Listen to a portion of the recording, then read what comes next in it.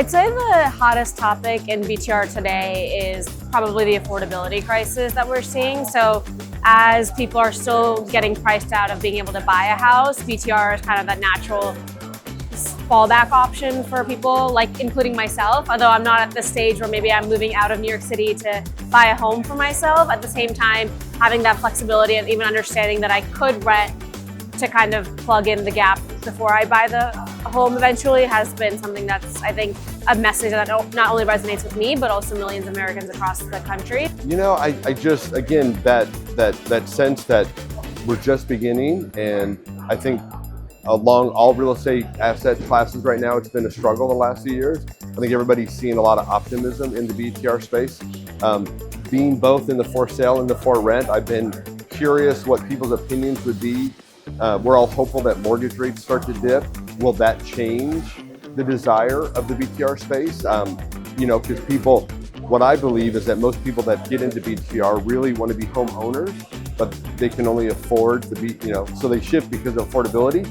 As homes perhaps become more affordable because mortgage rates become a little more affordable or acceptable, will that change the BTR space? And what I found talking to many is no one thinks that. They think that lower interest rates will improve cap rates on the for rent side. So everybody feels like both markets can thrive with kind of a change in mortgage rates, which I think is helpful, and borrowing costs.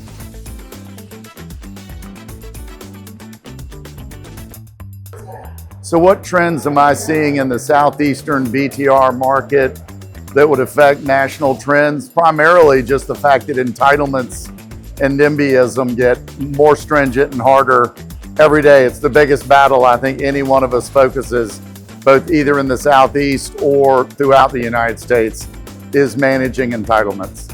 Our biggest takeaway from today so far is that there are a lot of developer and capital partners out there who don't know how to execute on BTR. They've been more part of the multifamily space, and they're looking for a solution to be able to scale quickly. I think that a lot of groups early on sort of paid the dumb tax a little bit with some of their deals. I think that there were a lot of misses that happened in like 2020, 21, and 22.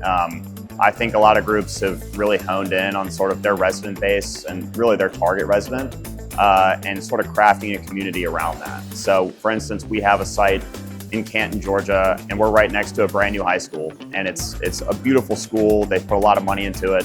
And so like really being able to craft a community around like, okay, we know we're gonna have families, we're gonna build attached homes, 2-car garages, a beautiful amenity set. I mean, I think that a lot of groups are kind of doing that now instead of like, okay, we can fit 100 townhomes, so we might as well build 100 townhomes type of mentality.